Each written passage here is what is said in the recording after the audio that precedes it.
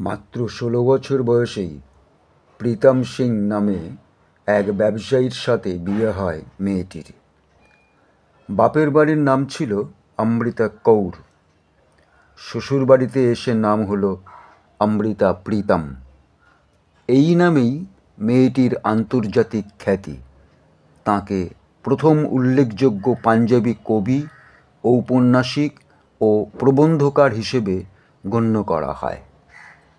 বিংশ শতাব্দীর এই কবি ভারত পাকিস্তান সীমান্তের উভয় দিকের মানুষেরই প্রিয় পাত্র।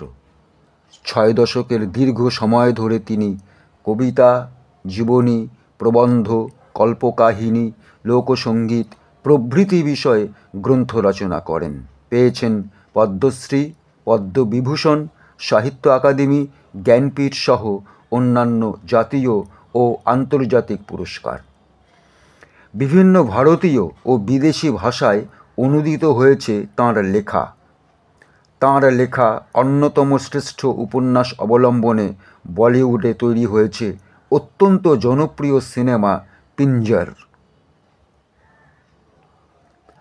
বাণিজ্যে বসতে লক্ষ্মী, কিন্তু অমৃতার ভাবজগতে সরস্বতী। তাঁর মনোজগতে নৈশব্দ, শব্দ, কবিতা আর নিস্তব্ধতা। কাজে কাজেই সুখের হয়নি দাম্পত্য জীবন। অবশেষে বিচ্ছেদ। ততদিনে তিনি 2 সন্তানের জননী। 1944 সাল এক কবি সম্মেলনে অমৃতা প্রীতমের সঙ্গে একজন উঠতি কবি ও গীতিকারের প্রথম পরিচয় হয়। পরবর্তীকালে এই উঠতি কবি বলিউড তথা ভারতবর্ষের অন্যতম শ্রেষ্ঠ গীতিকার হিসেবে খ্যাতি লাভ করেন। তিনি সাহির লুধিয়ানভি। দুজনের মধ্যে দূরত্ব কমে, অন্তরঙ্গতা বাড়ে, একে অপরের প্রেমে পড়েন। বিশেষত অমৃতা সাহিরের প্রেমে পাগল। একটি চিঠিতে অমৃতা সাহিরকে উদ্দেশ্য করে লিখলেন, मैंने टूट के प्यार किया तुमसे, मैंने टूट के प्यार किया तुमसे, क्या तुमने भी उतना किया मुझसे। প্রশ্ন উঠছে, অমৃতার প্রতি সাহিরের ভালোবাসা কতটা গভীর ছিল। আজ আমরা সে কথাই জানব, সে কথাই শুনব। তার আগে একটি অনুরোধ, বিষয়টা যদি ভালো লাগে তাহলে লাইক করবেন, আমার চ্যানেলটাকে সাবস্ক্রাইব করবেন আর আপনার মূল্যবান মতামত জানিয়ে আমাকে সমৃদ্ধ করবেন। বলিউডের আর এক বিশিষ্ট গীতিকার কবি জয়দেব। তিনি একদিন এসেছেন সাহির লুধিয়ানভির বাড়িতে। উদ্দেশ্য দুজনে মিলে একটি গান কম্পোজ করবেন। এমতাবস্থায় হঠাৎ চায়ের টেবিলের ওপর জয়দেবের নজর পড়ে। তিনি লক্ষ্য করেন দীর্ঘদিন ধরে ধুলোবালি জমে থাকা পরিত্যক্ত একটি কাপ। জয়দেব তৎক্ষণাৎ সাহিরকে বলেন, জমে থাকা ধুলোবালির বহর দেখে মনে হচ্ছে কাপটা নিশ্চয়ই অনেক দিন ধরে এখানে পড়ে আছে, পরিষ্কার করছো না কেন? প্রত্যুত্তরে সাহির বলেন, খবরদার, কাপটাতে হাত দিও না। অমৃতা যেদিন শেষবারের মতো আমার কাছে আসে সেদিন ওই কাপটাতেই অমৃতা কফি খেয়েছিল। কিন্তু জীবনের অঙ্কে সহজে তো উত্তর মেলে না। অমৃতা প্রীতম ও সাহির লুধিয়ানভি এই জুটির প্রেম বৃত্ত তৈরি করতে ব্যর্থ হয়।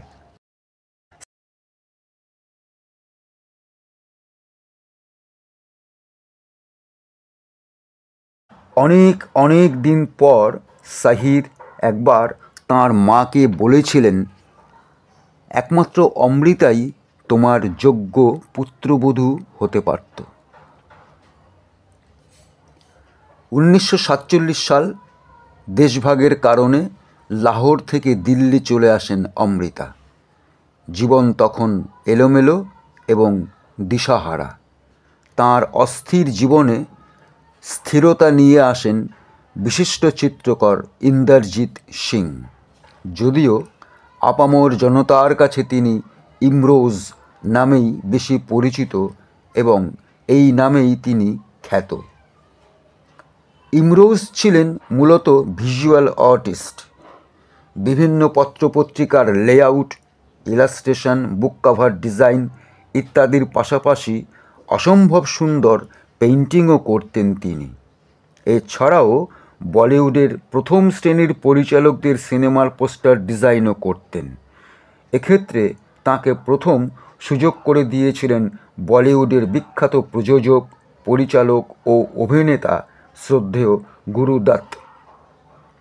পরবর্তীকালে ইমরোজ কে আসিফ, মেহবুব খান, রাজ কাপুর, কে কারদার, পি রালহান এদের মতো কিংবদন্তি পরিচালকদের সিনেমার পোস্টার ডিজাইন করেছেন। অমৃতা যদি হন গবিসাহারা, ইমরোজ তাহলে চেরাপুঞ্জি। অমৃতার জীবনে ইমরোজের এক টুকরো মেঘ হয়ে আবির্ভূত হওয়ার কাহিনী হিন্দি সিনেমার চিত্রনাট্যকেও হার মানায়। বাকিটা এবার ইমরোজের জবানিতেই শোনা যাক। আমি তখন আর্ট কলেজ থেকে সদ্য বেরিয়ে দিল্লিতে এসে স্ট্রাগল করছি। কেউ একদিন আমার সঙ্গে অমৃতার পরিচয় করিয়ে দেন। অমৃতার ইচ্ছে তাঁর লেখা ছোট গল্পের সংকলন আখরি খত নামক বইটার প্রচ্ছদ ডিজাইন আমিই করি। কয়েকদিন পর কাজটা শেষ করার পরে অমৃতাকে দেখালে আমার করা প্রচ্ছদ তাঁর খুব পছন্দ হলো এবং পাশাপাশি আমাকেও। সেদিন আমরা দুজনে শুধু একে অপরের দিকে চেয়েছিলাম। কেউ কোনো কথা বলিনি, একটা শব্দেরও বিনিময় হয়নি, শুধু বারবার একে অপরের দিকে তাকাচ্ছিলাম। বয়সে আমি ছিলাম ছোট। আমাদের মধ্যে অন্তত 6 থেকে 7 বছরের ব্যবধান। সে যখন বুঝতে পেরেছিল যে আমি ক্রমশ তাঁর প্রতি দুর্বল হয়ে পড়ছি, সে বলেছিল না। তাঁর তখন 40, বিবাহিতা, ছেলেপুলের মা, এবং আমাকে বলেছিল, যাও আগে দুনিয়াটা ঘুরে দেখো। অমৃতা আসলে বোঝাতে চেয়েছিল যে আমিও যেন তাঁরই মতো বিয়ে শাদি করে বালবাচ্চা পয়দা করে সংসার ধর্ম করি। সেদিন কথা হচ্ছিল অমৃতার ঘরেই। যাও আগে দুনিয়াটা ঘুরে দেখো। অমৃতার মুখে একথা শোনার পরে আমি চেয়ার ছেড়ে উঠে পড়ি। 5 থেকে 6 বার সারা ঘর পায়চারি করে অমৃতার সামনে গিয়ে প্রত্যয়ের সঙ্গে দাঁড়িয়ে বলি, আমার দুনিয়া দেখা হয়ে গেছে। প্রত্যুত্তরে সে বলেছিল, এমন মানুষ নিয়ে আমি যে এখন কি করি বলো তো। যে সময় লিভ ইন রিলেশনশিপস ভারতবর্ষে স্বীকৃত ছিল না, সে সময় অমৃতা ইমরোজ দিল্লিতে একত্রে বসবাস করতেন। দুজনে মিলে প্রায় 3 দশকের বেশি সময় ধরে নাগমণি নামে একটি পত্রিকা চালাতেন। অমৃতা ছিলেন সম্পাদক, ইমরোজ ছিলেন ওই পত্রিকার ইলাস্ট্রেটর ও ডিজাইনার।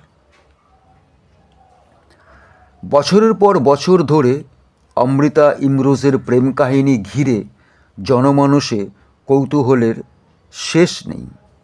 অল্প বয়সে একবার বিয়ে, সেই বিয়ে ভেঙে গিয়ে সাহির লুধিয়ানভির প্রেমে হাবুডুবু।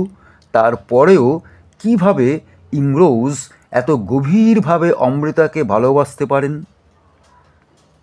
উত্তরে, অমৃতা ইমরোজ আ লাভ স্টোরি গ্রন্থের লেখিকা উমা ত্রিলোককে ইমরোজ বলেন, প্রকৃত প্রেমে পথের বাধা বলে কিছু হয় না।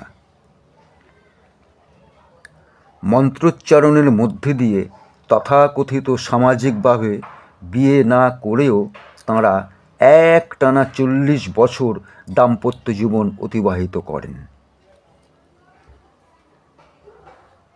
31শে অক্টোবর 2005 অমৃতা প্রীতম মারা যান।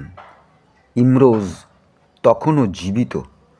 তাঁর শেষ কাব্যগ্রন্থের একটি বিশেষ কবিতা তিনি ইমরোজের উদ্দেশ্যে লেখেন। मैं तेनू फिर मिलेंगी, मैं तेनू फिर मिलेंगी, कब किस तरह और कहाँ पता नहीं।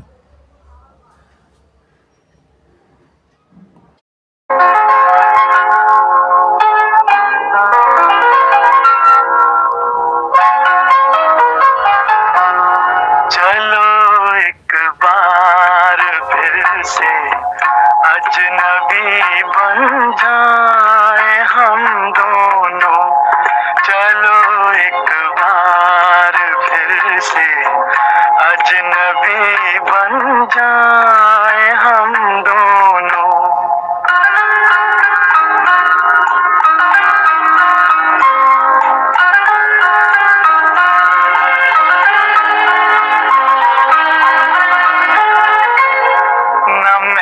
तुमसे कोई उम्मीद रखूं दिल नवाजी की, न तुम मेरी तरफ देखो गलत अंदाज नजरों से।